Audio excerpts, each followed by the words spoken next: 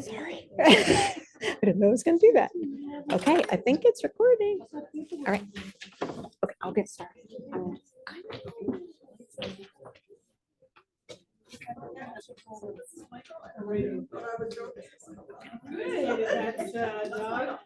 All right, everyone, we're going to get started officially. And thank you to everyone joining us on Zoom. This is being recorded, just so you know, so be on your best behavior because this is going to forever be available on our website. So, keep it, but today is a time that we just want to bless you. We see our families with the Dreamplex as heroes. We see you pouring yourselves out and just doing such amazing things for your kids. And we just wanted to give back to you a little bit tonight. And so this is our second Parent Night of Encouragement. So we are very excited to do this.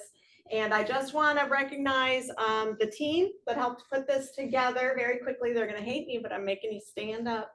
So Fran Sadeo, Tanya Green, Linda Chapman, Amy Gomes is outside. She's grounded. All right. Well, she helped as well.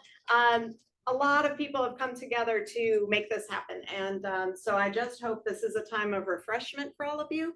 We're hoping it'll be a time of physical refreshment, mental, emotional, spiritual, just all of it. So I'm very grateful you all are here. And there's Amy. Okay, we just acknowledged all the volunteers. So we had an agenda tonight with 3 speakers, and our first speaker got the stomach flu, so they're not able to join us, but we do have our other wonderful speakers here tonight. We have Adriana Watt, who is going to share with us about recognizing signs of caregiver burnout and things to do to try to avoid it. And then we also have Elizabeth Watson from the agency with persons with disabilities who's going to give us a lot of information about programs and things available. So there will be plenty of time for questions and fellowship afterward as well. So we like to start everything off with prayer at the Dreamplex. So I'm just going to pray for this evening really quickly. Dear Lord, I just thank you for tonight. I thank you for each family here and the families they represent. I thank you for the opportunity to love on them. And I just pray that you would speak through our speakers to them. I pray that everybody would leave here a little healthier, a little more encouraged, and ready to move forward and press on. So we just thank you and we pray your blessing upon this evening. In your name we pray. Amen. Okay, so one quick housekeeping thing. If you need the restroom, it's in that far back corner. And I think that's it. So I will give it over to Ms. Adriana.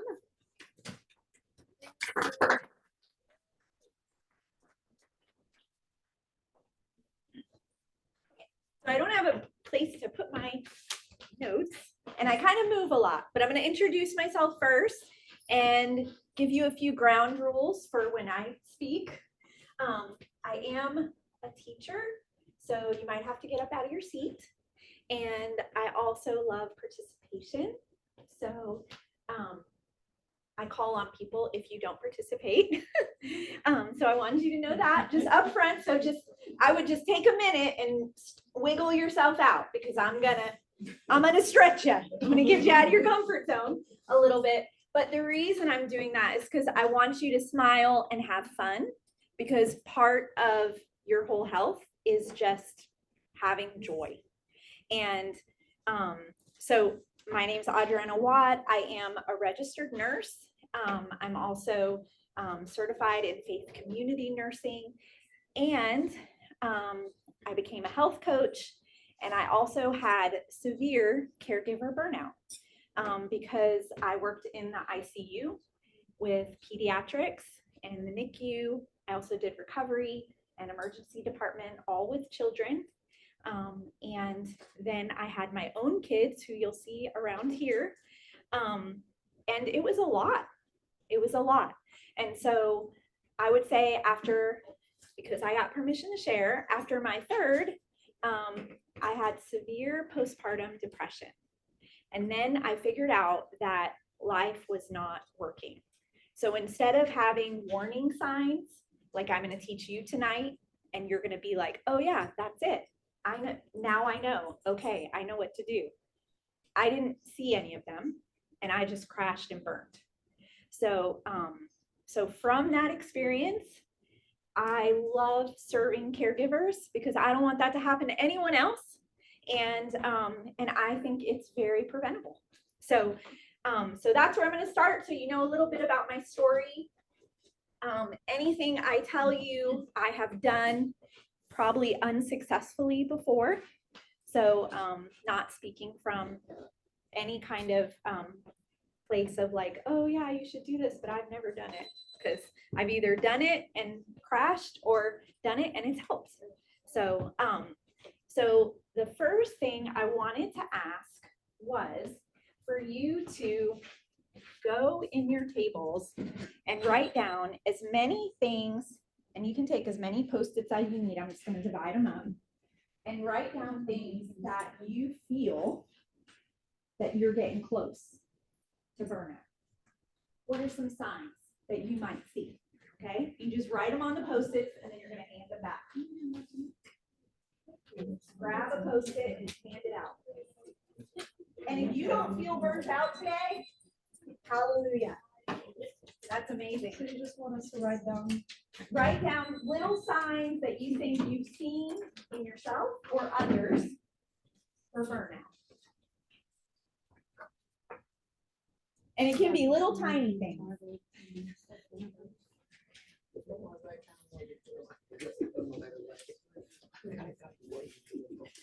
And just write one on each paper. I should have said that. One on each paper.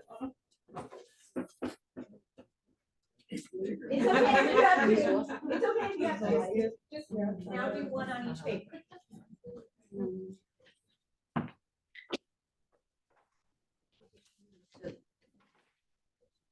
I can give you more. No. I got more. Oh, thank you.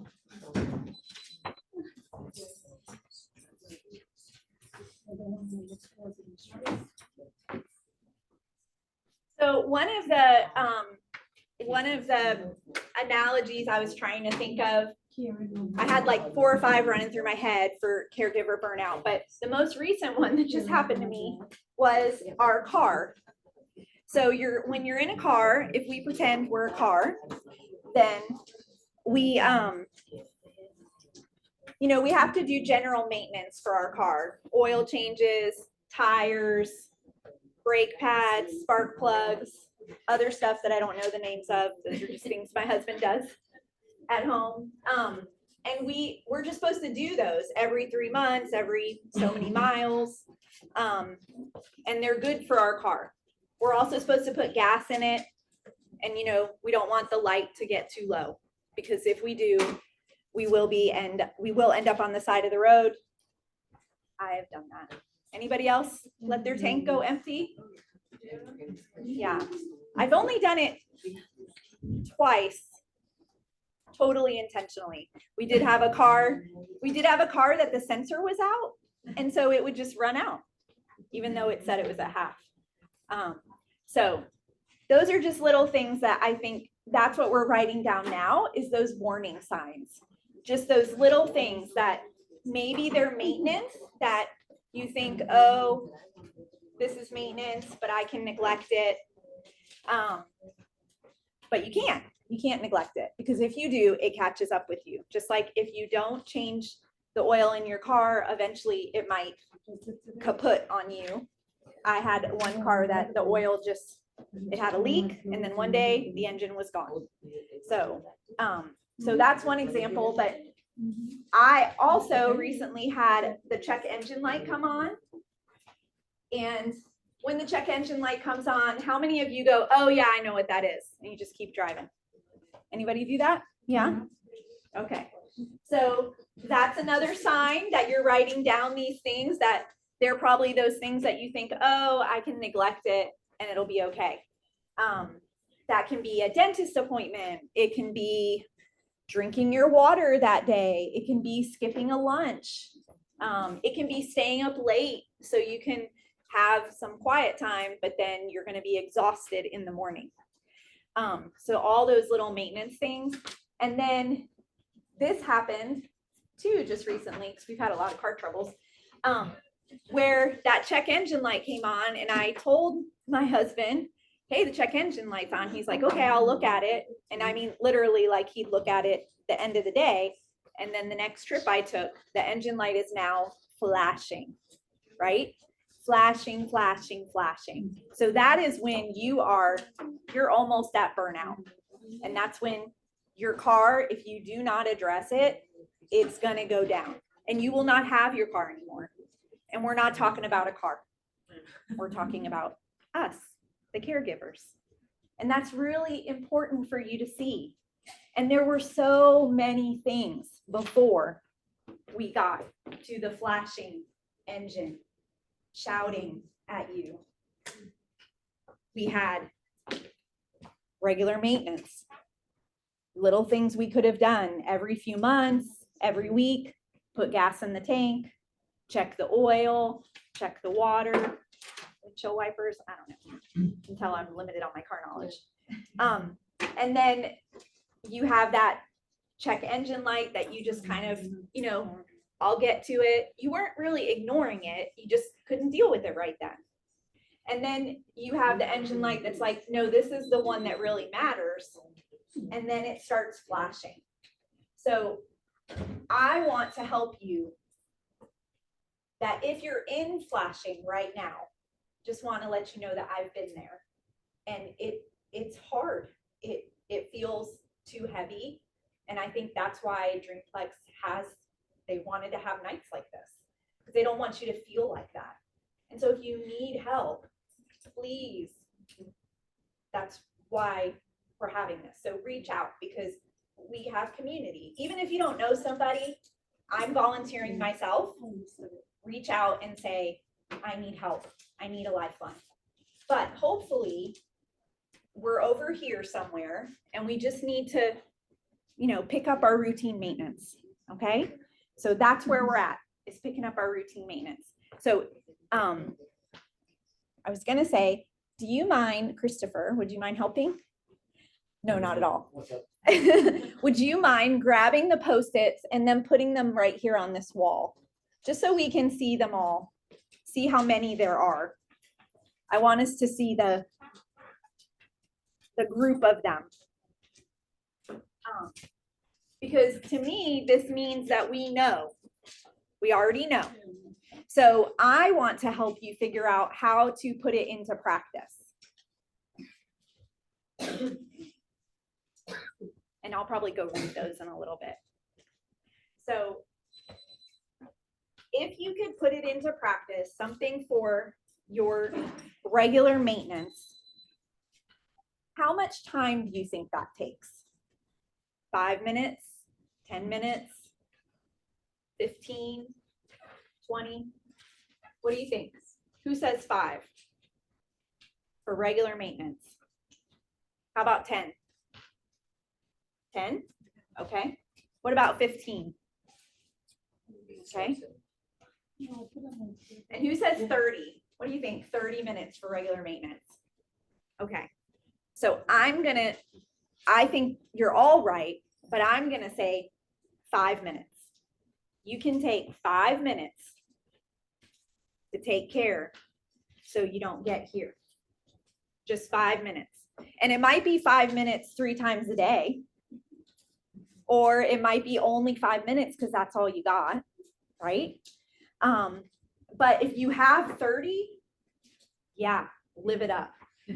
Like 30 is pretty nice.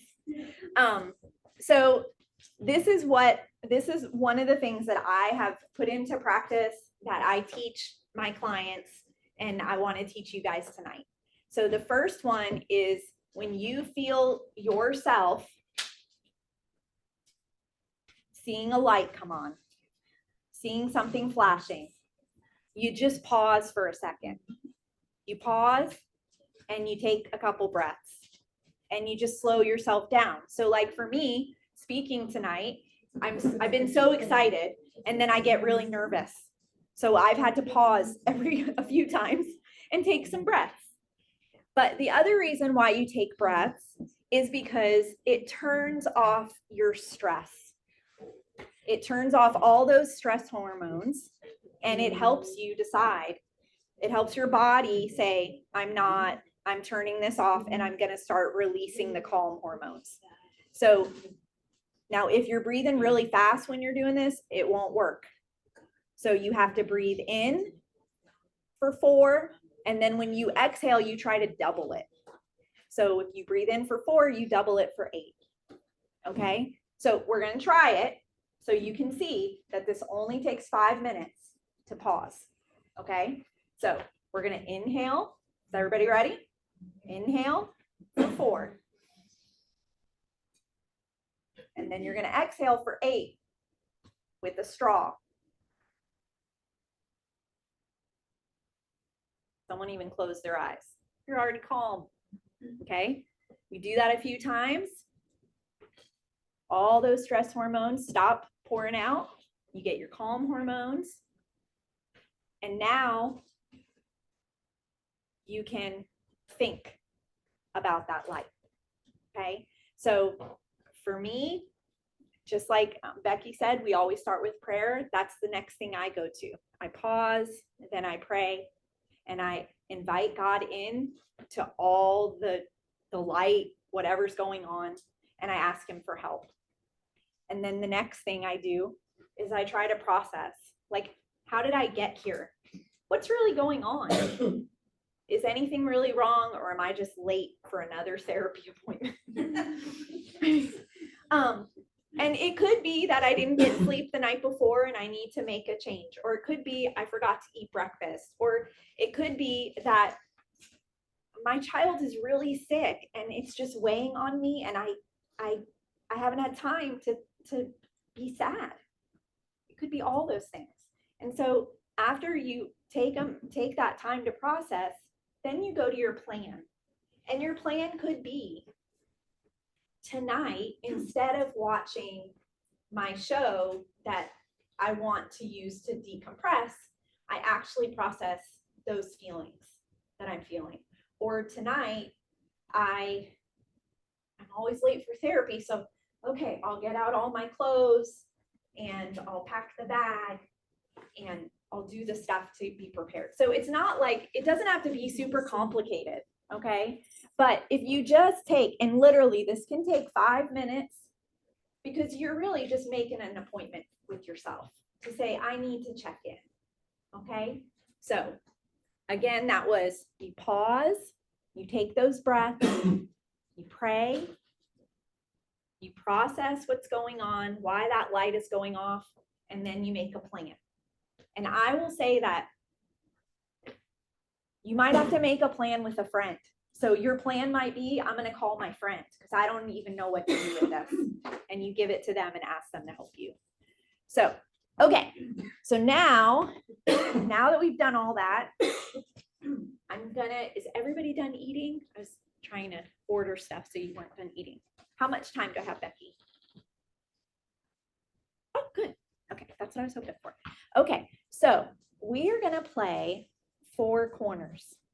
And I don't know if you guys have played this in a while, but it's something that you play at the skating rink. But what we're gonna do is I'm gonna name off some of the things you wrote down up here about burnout, and then you're gonna go to the corner that they're in. And it's going to be a little confusing and chaotic, and I'm probably not going to give you clear directions, but it'll be fun. And you'll probably laugh and say, why did she make us play this? Especially my kids. They'll probably say that. So I'm going to tell you where the corners are, and then I'll read off stuff, and then you'll have to get out of your seats and be ready to move to a corner. And once you're there, say hi to the people that are in the corner with you and see who else has that same warning sign. Okay, so we can get to know our community a little bit. All right, so I made some numbers. So this is the 1 corner over here, and I think I wrote a number over here, right? 2's over by the entrance. 3 is over by this quiet, by the drinks. and then 4 can just be up here. So they don't make any sense why they're arranged that way, but I couldn't find corners. So 1, 2, 3, 4. Okay, is everybody ready? Yes. Okay, so I'm gonna come over here.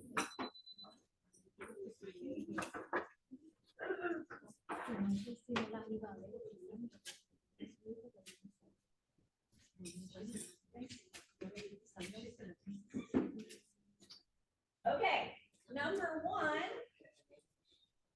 is, these are all warning signs, is when you're in need of quiet. So if you are in need of quiet as a warning sign, you're gonna get up and go to 1.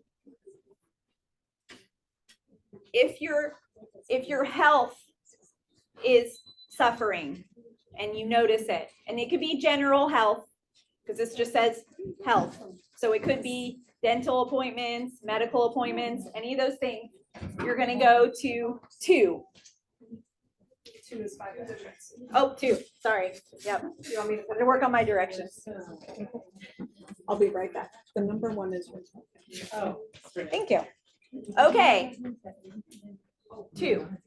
3 is gonna be anxiety. When you notice that you're starting to burn out because you're having anxiety, anxious thoughts. And 4, oh, this is a good one. Yeah. Oh, you're moving. Okay. And 4 is going to be when you're starting to get snappy, irritable, a little bit grumpy. Okay. So everyone that's sitting has to pick one. Oh my God. What happens when I have to go to all 4? I need all 4. Yeah. I need all 4. And you can go to your highest ones. That's how I feel right now. What do we have? I can't hear it. Okay, so this would be you need quiet. This is warning signs when you're Warning signs when you're starting to burn out. So quiet, snappy, your health is going down. You might be getting colds, you might not be getting sleep, you might not be eating. And then this one over here is anxiety. Okay. All right. Okay, did you say hi to each other? That's okay, I needed the quiet. You by yourself.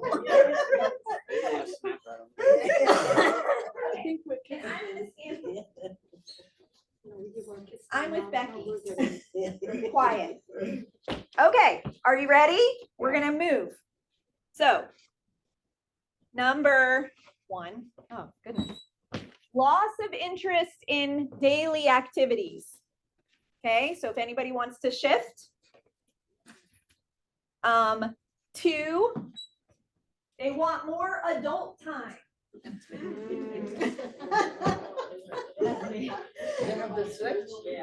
No, it keeps being on.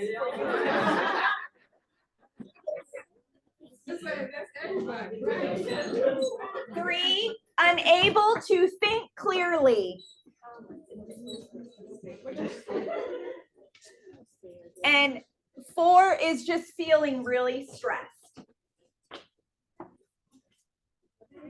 Okay, is everybody where they need to be? So what was this one? Adult time. Okay. So the 2 highest so far have been anxiety and adult time. And I love this because this night hits it. We're doing awesome. Okay. You ready? Let's do some more. So 1 is you stop talking to people. Number 2 is being tired all the time.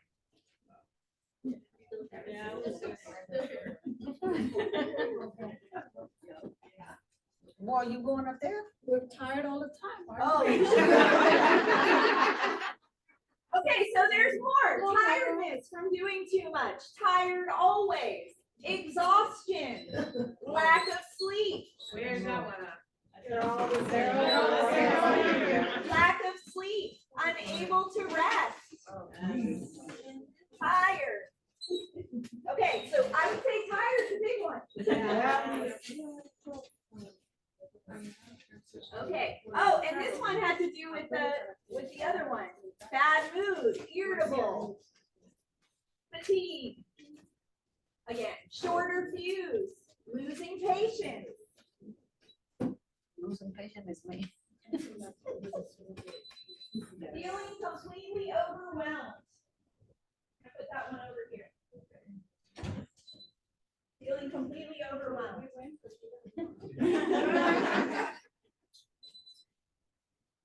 Too many therapies. Too many doctor's appointments. Too many. I could stand over here. Too many. Okay, I think we can come back to our seats. Thank you for participating. I'm gonna grab all these.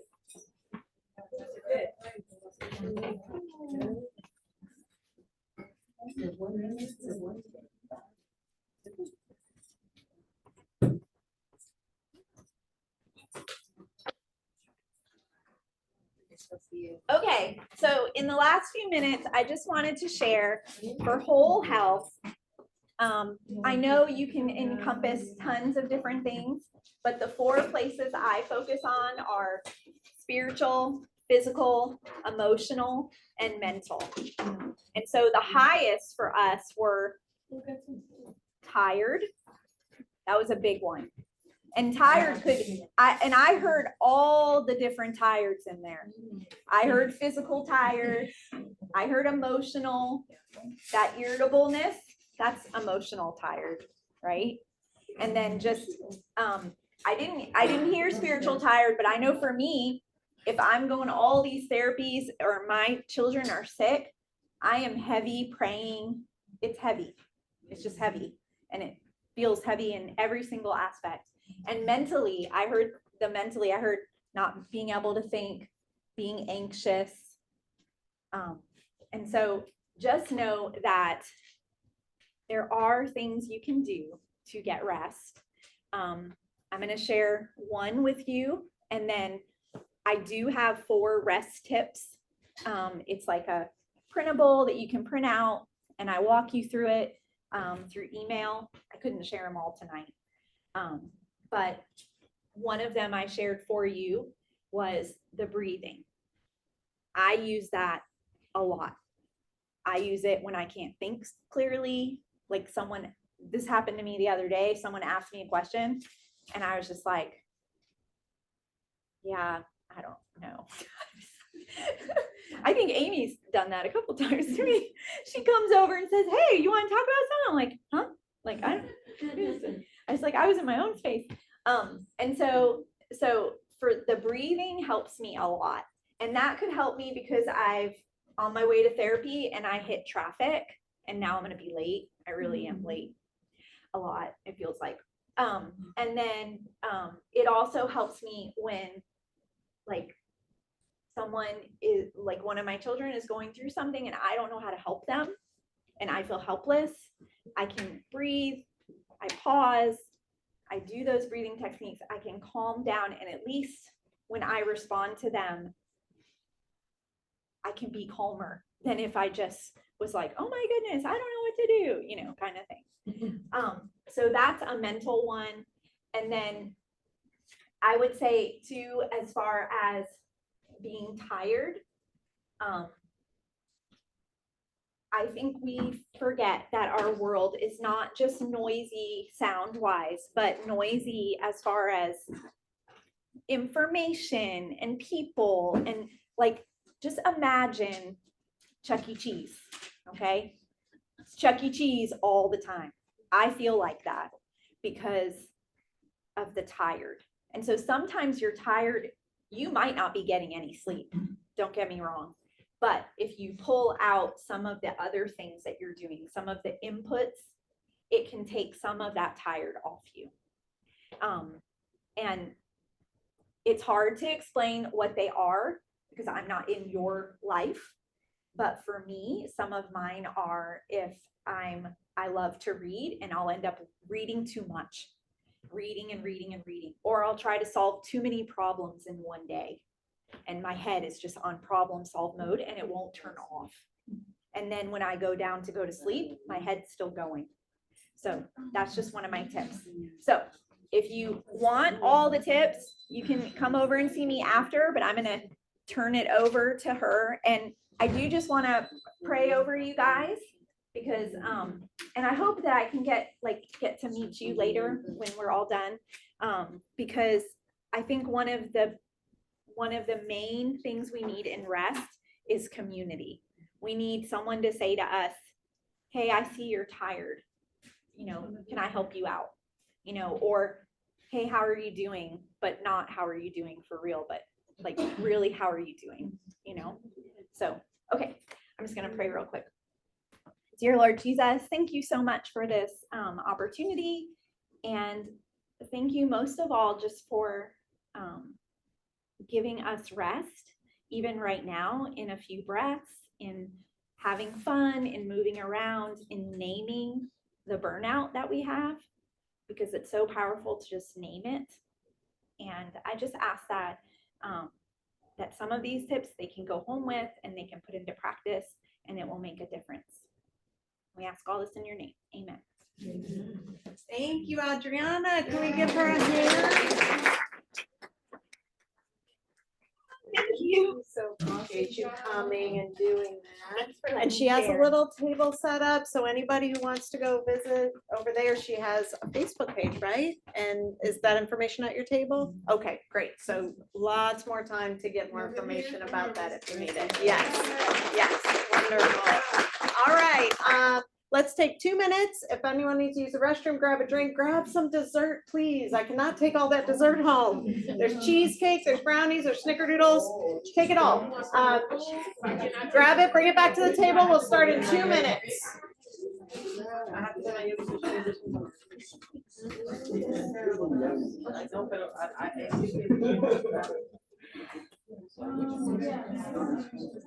I know, but she's in the room. She's doing it right now.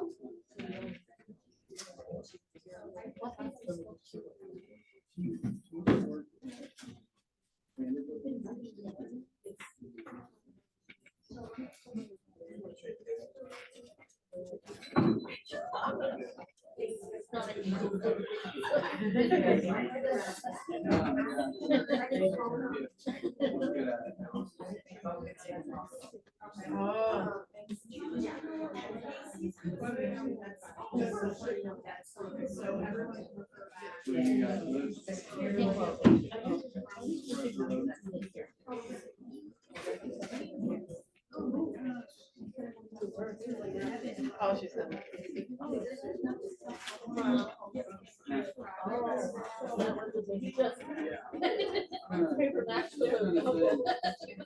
It was a good one though. I mean, we were so tired. Busy.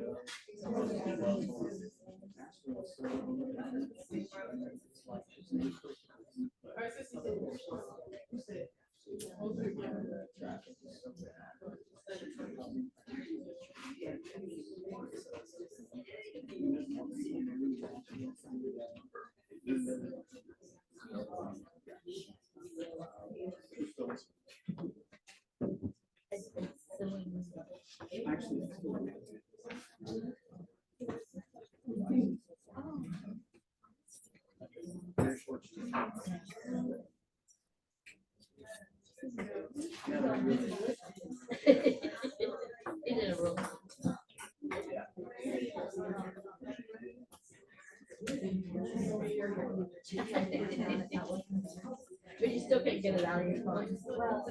And then somebody on Facebook.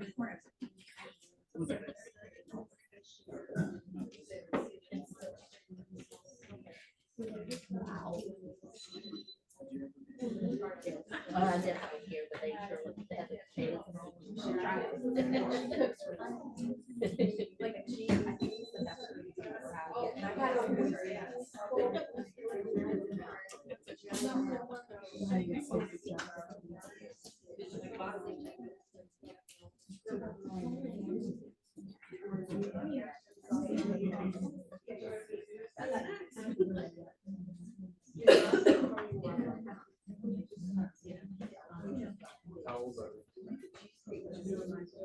13, 18, 15.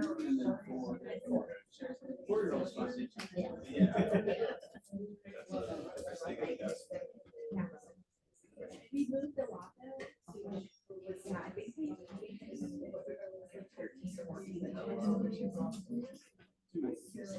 So we're not.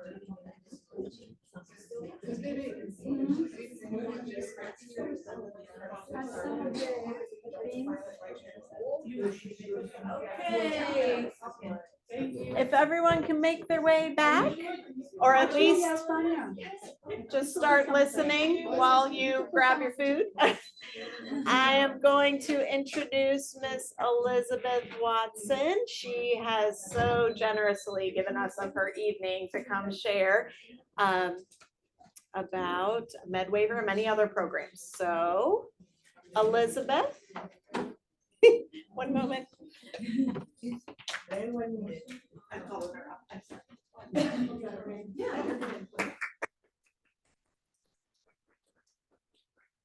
My turn to be nervous if you're doing No, that. don't be nervous.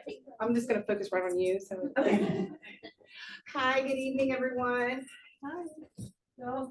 Hi, my name is Elizabeth Watson. I am the Supported Employment Community Affairs Liaison with the Agency for Persons with Disabilities.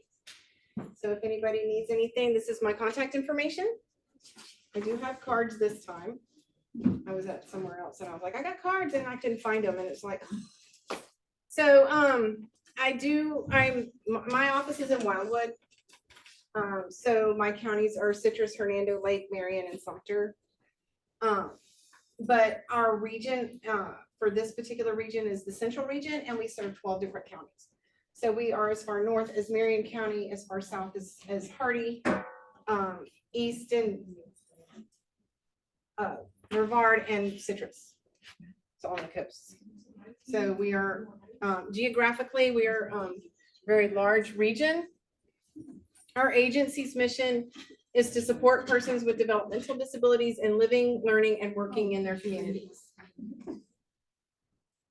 So are we all familiar with APD or no? No? I'm trying to stand still, but You're good. Fidget I and- just want to and- see the screen back. okay.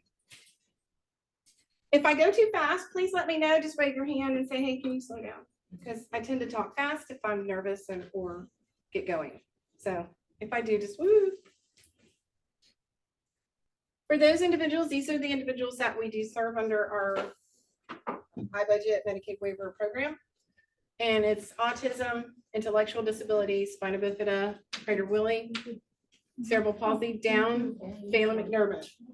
They do have a category called high risk. So if you have a child between the ages of 3 and 5, and they're at a high risk of a developmental disability, you can still apply. What age is that? 3 and 5. What is the intellectual disability in home? Like what kind of, if that's a diagnosis, they qualify? Yeah, they have to have the IQ of 69 or below for intellectual disabilities.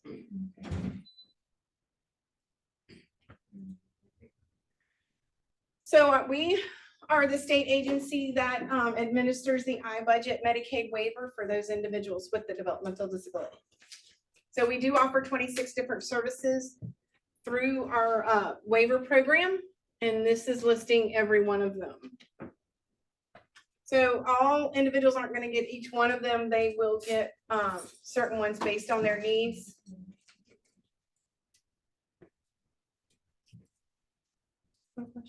Yes. No. No, anyone can apply for our program. We do have a waiting list of 22,000 people in the state of Florida. Do not let that discourage you. Don't let that discourage you, because I say that because of the fact that the only way to come off of the wait list onto the waiver, yeah, I got that right this time, is via crisis, which was danger to self or others, caregiver unable to provide care, or homeless. Now, understand the fact that it does take 45 to 60 days for us to review an application. to see if you're eligible for our program. And another, if you're in crisis, 60 days at least. 16 or 60. 60. Okay, we are not emergency services. We don't have emergency services. So you couldn't call and say, hey, you know, right now I need a group home for my child. We have to file the crisis and then we have to go through that whole process. So that's why we do encourage parents and individuals to apply as soon as they know or as soon as possible. It doesn't matter if your child is 15 or they're 7. If they have been diagnosed before the age of 18 with the developmental disabilities, we encourage you to apply. What happens if you apply after they turn 18? As long as the diagnosis is before the age of 18, then it's fine. And there's other ways that they can get it, because a lot of individuals that like move down here from other states. And if they've moved from another state, the services don't follow them. So you have to reapply. So our application process, you can either, they have them online. I did not bring any with me tonight, unfortunately, I'm sorry. But you can always send me an email and I can send you the complete packet. So you can get them, a lot of the schools have the information and have the packets. We do have the application, it is online. This is some of the documentation that we ask. And please notice where it says copy, copy, copy. Not the originals, because you'd be surprised at how many originals we've seen in the mail. Believe it or not, it happens. We had one about a month or so ago. One of our new people brought, it was like, this is the original birth certificate and social, or this is the original social. Make a copy of it, send it back. Because yeah, people are like, no, and I'm like, It's going through the school the same process as. yes, Everything is the same. everything's the But same. the counselor But does it see, for you or you do it? Yeah, you can, they'll fill it, they'll help you fill it out. They can help you fill it out. But see, they'll have like the IEPs or the psychological and stuff that they can send with it. Okay. What is the diagnosis documentation, like, what is it? Depends on the diagnosis. Like my daughter has Down syndrome and autism. So Downs, they are going to look for the chromosome test. She got them. Are you getting Mhm. And for autism, I do have a letter from the doctor saying, like, yeah, I actually have a paper over there that lists what they're looking for as far as the different diagnoses. But I know with Downs, it's usually going to be the chromosome test. So you can always email this information. The documentation gets scanned into your computer and email it, which is the easiest and fastest way to do it. And it's going to go to a website called, or an email, central.eligibility. And it's also going to be at the apdcares.org. But this is if you're applying for the first time. If you're applying for the first time. Mhm.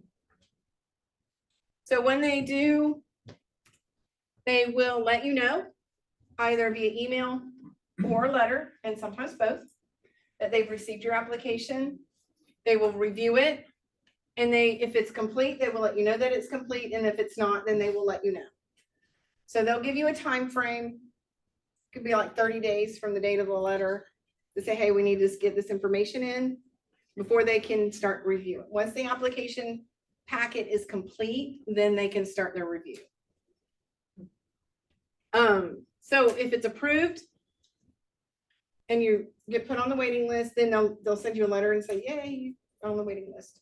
And if it's denied, then you'll get a letter stating that for some, whatever reason, this is not you don't meet the criteria. Because we do have Florida statute that we have to go by for each diagnosis.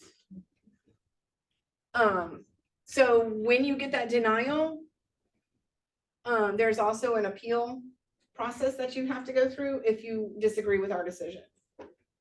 And they'll have that form in there and you just fill that out and send it in. I have a quick question. Yes. I'm sorry. So just based on the list of diagnoses that you had there earlier, Mhm. and you said it's 22,000 that's on the wait list. Mhm. Does that vary based on the diagnosis? No. Is there any preference on it? Actually, and I don't have the breakdown as to which one is more prevalent than the other. I think if you look at there's, as to like intellectual disabilities are, we'll say 5,000, autistic is 10,000, Downs is, 3,000, I don't have that one, but I know that they at one point had that as a breakdown. Is that what you're meaning? Yeah, just to know if there's any preference given or. No, there's no preference given as far as the wait list goes. Okay, It's based on their category. okay. So anyone under the age of 21 is a category 7. Once they reach the age of 21 and they go to a category 6. Okay. For those individuals that may have older parents that are their caregivers, like then they can be bumped up a category after the caregiver's certain What's age. considered old for what? 70. Oh, Seven. Oh, wow. I'll be in a nursing home. Well, see, that's caregiver unable to provide care. I got myself another 3 years. So we're gonna collect the social security. So we do serve about 55,000 Floridians with developmental disabilities. 33,000 plus are on our Medicaid waiver. That's only in Florida. And that's only in Florida. Mhm. On the average, how many come off each year? That depends, because our budget is based on what the legislature gives us. Straight up. That is what our budget is based on. Okay, so every year or every couple of years, they do give us some money to take individuals off of the wait list and put them on the waiver. And that is based on an algorithm that they, not the legislatures, but they come up with a certain criteria. Like they're in categories 3 or 4, and it's based on a need, their need. Yes. What is the waiver means? Like, what is it? So the waiver is what they call the Medicaid waiver.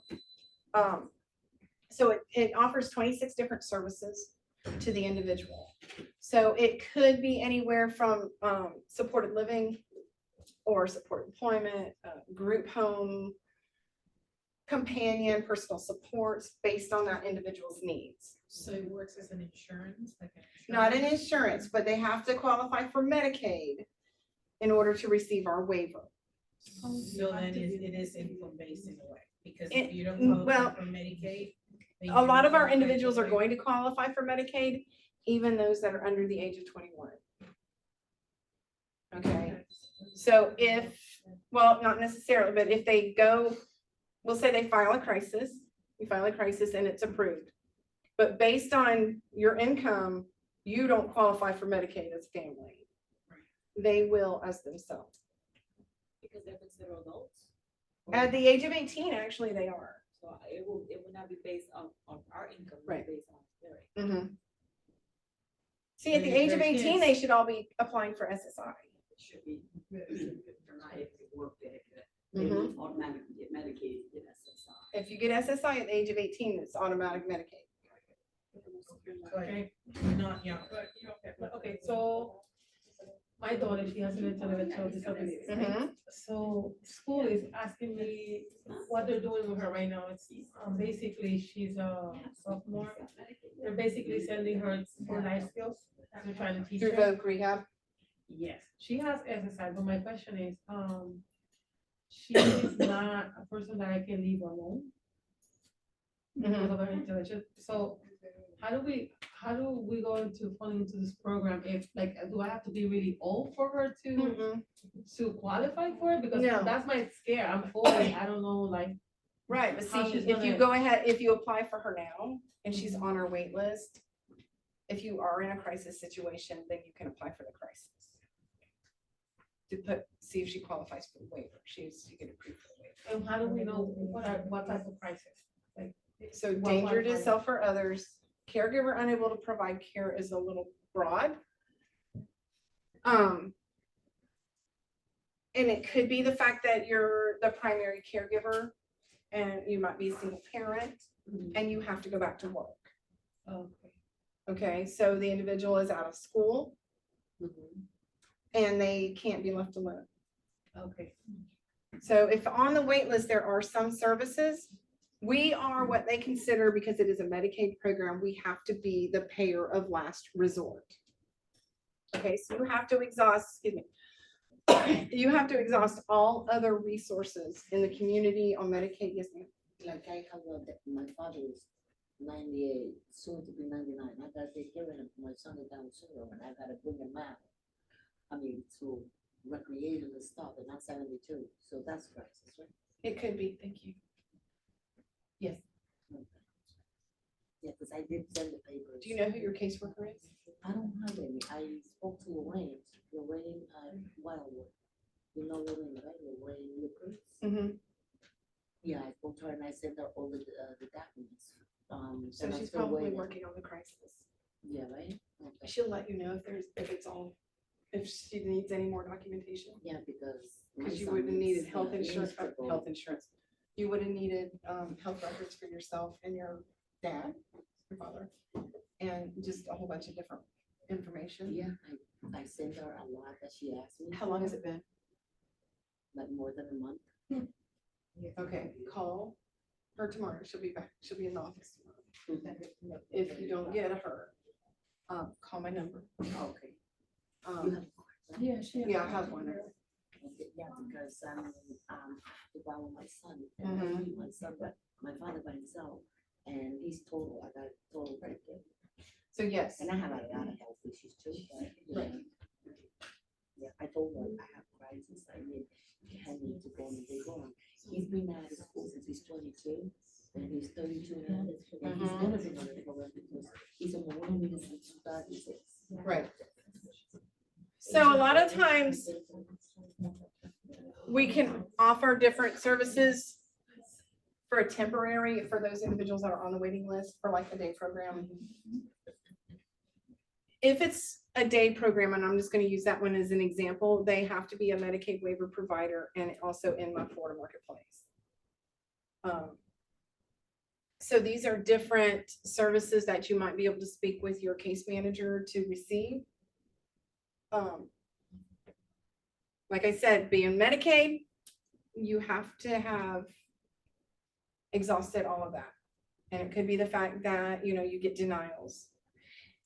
And for those individuals that are on private insurance and don't have Medicaid, we need to see those denials. If you're getting denied for services like respite or consumables or like personal supports or anything like that. Personal supports is more for individuals that are over the age of 21. How do I get a case book? He doesn't have it. It might be Lorraine. Or she will be there? Do you need another or? But she's the one that's been helping me, but I don't have. Okay. There's a program here, it's called Nutrient Spirit, and she is. I think like a she was companion. working on something, Yeah, but call her and talk to her. all right. Thank you. I remember. Yeah. She talked to me about it. Nice, okay. So, yeah. But I think she might be working on it. Yeah. I know that she's working with the crisis, I think. We have to- Mm-hmm. All right. Yeah, see what happens when the crisis, I'll talk to you after. Okay, all right. So we have a case-by-case determination, and it usually a temporary basis that we have these programs available through our funding, which is our IFS, which is our individual family supports funding. And it, like I said, it could be respite, it could be personal support, supported living, supported employment is for those individuals in our employment enhancement program that has already gone through the rehab, which VR, and it does a follow along, what they call follow along, phase 2. So once their cases are closed with the rehab, then we can pick up the follow along. Okay, so we changed to iBudget a few years ago, several years ago. I've been with the agency actually 17 years. So in the beginning, it was the home and community-based waiver. Now, there are several home and community-based waivers throughout the state. There's long-term, there's a whole bunch of different ones. So once you're on the waiver, you have what you call a waiver support coordinator, and they will help you go through your yearly budget. So you'll get a yearly budget based on the needs of the individual. They have an algorithm. They have algorithms for everything. They have an algorithm that allows you tells you what your yearly budget is. So your waiver support coordinator will help you spend that budget, and the iBudget does give you a little bit more flexibility as far as spending that budget. They also have what they call the CDC Plus program, and that's the Consumer Directed Care Program, which gives a whole lot more flexibility in spending your budget. These are the crisis cases. Work related. So if you're the caregiver and you have to go back to work, then it might end up being a crisis. I'm not saying that it will get approved, but based on the documentation that you send in. And if your crisis is denied, there's also a hearing process for that as well, an appeal process. And those are the only three. Those are the crises. only three. Mhm. So if you don't fall under that, You're still on the wait list. 22,001. 22,001. That's right. Yes. How do they determine if a person really needs to go back to work? We don't determine that. And who determines? Well, if, say, you need to go back to work because you're their caregiver and you need the income, then they're going to ask for different documentation, like a work schedule or a letter stating that, you're going to be starting on a certain day. It has to be from the company's letterhead. They're going to ask for, we have a whole list, a checklist of things that we need as far as documentation for each category. If you email a caseworker, then you can get that information. If you need, I have my cards and I can email you the crisis criteria and documentation that's needed. So with what she said, she definitely qualifies for that, So, yeah, for the prices, right? that's a possibility.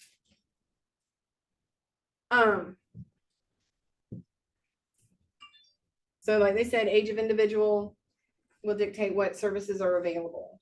so even though you may fall under one of those crises, it doesn't mean that your child is gonna get approved at all, based Mhm. on their determination. Based on the determination, because that's in Florida statute too. The crisis criteria. It's in statute of what we have to go by. I can tell you that my child, when she finished school 22, I was a single parent. Could not stop working. I was considered a crisis, but I had to go through due process. I had to go through a hearing and everything. But I was a single parent, and if I said, okay, well, either we can both stay home and you take care of both of us, or, because I'll be on state funds if I don't go to work. And that's how we were approved, but she was 22 years old, and she was on it from the time she was 5 to 22. Oh, Do they give you back pay? no. What happens when you're on the general funds? As far as crisis? Yeah. If you file a crisis and it's approved, then he'll go on the waiver. Don't take them off that. Mhm. Yes. I was just thinking, just what Amy just said, she has her own business, so it kind of, I just don't know who is the one reviewing these cases at the office, is it? We have a couple. Yeah. We have several. Depending on what you need, it goes through our psychologist or psychologist. It goes through our, one of our nurses, if it's medical. It goes through our regional operations manager who has the final approval or denial.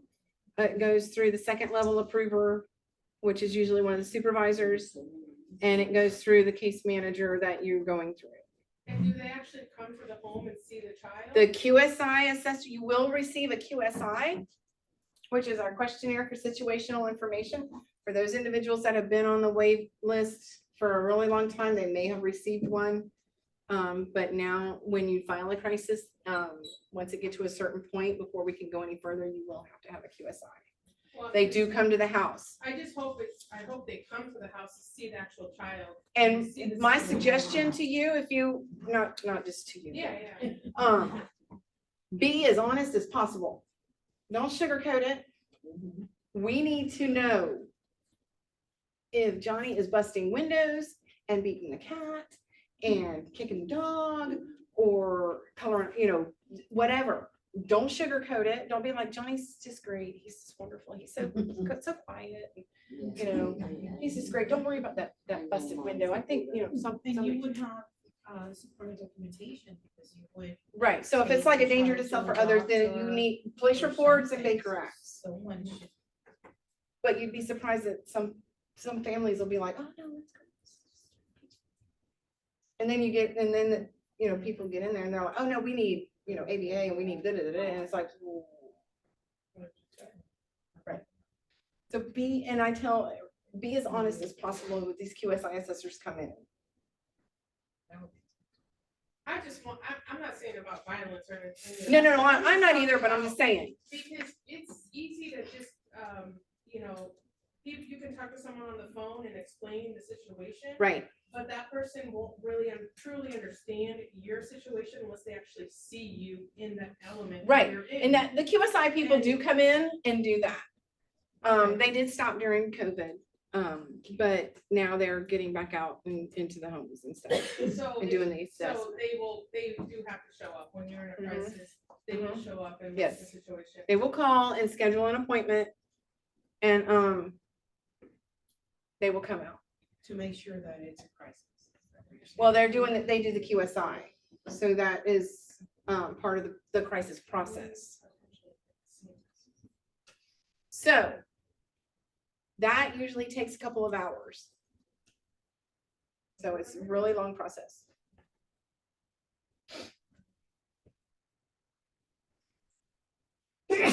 Bless you.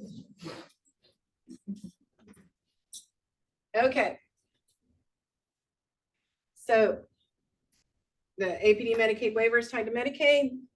That's why we are bound by Medicaid eligibility. The time a client stays on the wait list is not based on time. It used to be. I don't know if anybody's from way back. Used to be, if you went up the list and they finally. You used to have a number. Yeah. You used to have a number back in the day. I mean, when I first started, there was numbers. I'd see letters from people, families that would send letters in and say, I would like to know the number of my son or daughter on the wait list.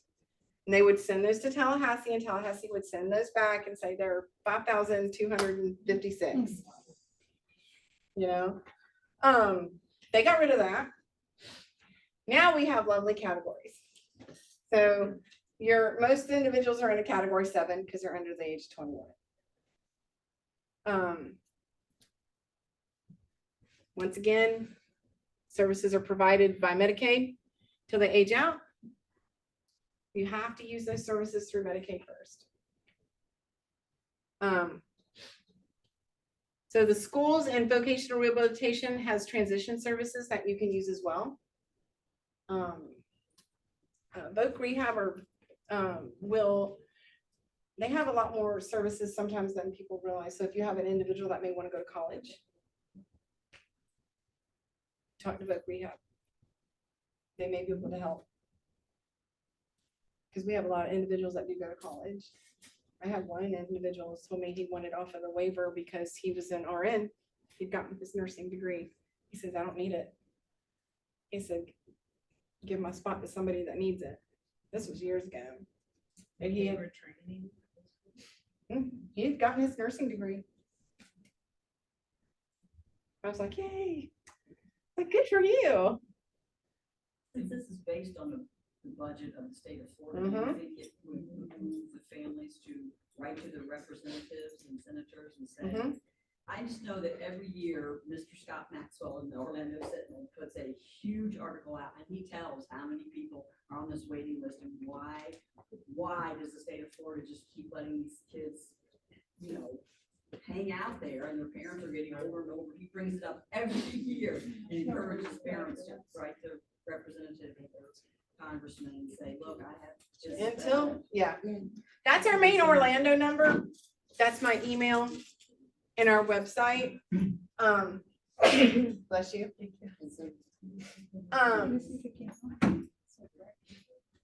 And I have my cards in the back.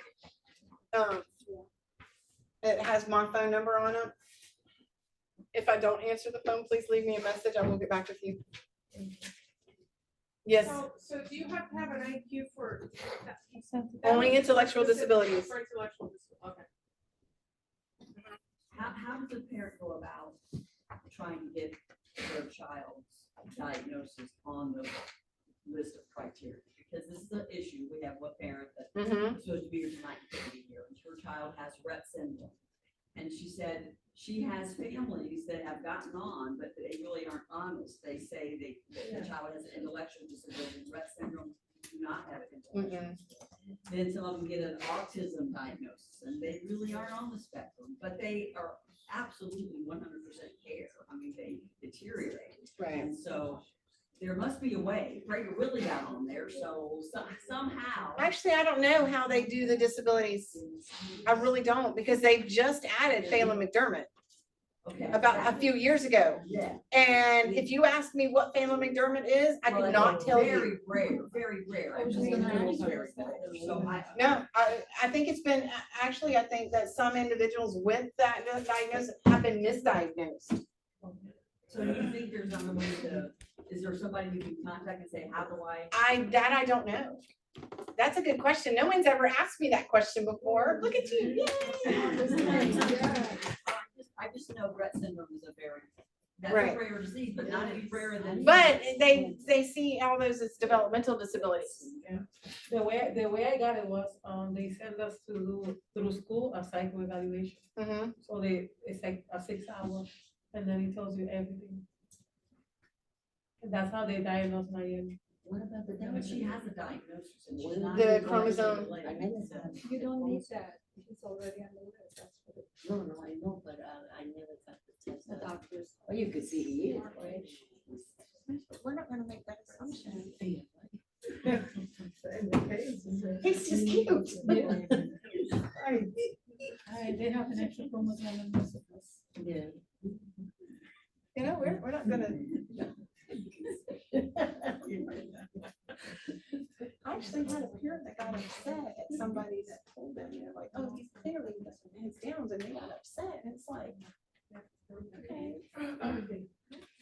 A woman told me one time, oh, no wonder Kenny was born down to me because his father. I said, he just looks like him. So do we have any questions? Got sidetracked. Well, and It's my ADHD. Elizabeth is gonna stay for a while, you know, we will be here until 8 o'clock. So feel free to eat more food. Feel free to go to Adriana's table, talk to her. Feel free to go to Elizabeth's table, talk to her. Just visit and enjoy yourselves. The childcare is good until 8 o'clock. So thank you so much for coming. Let's give Elizabeth a hand.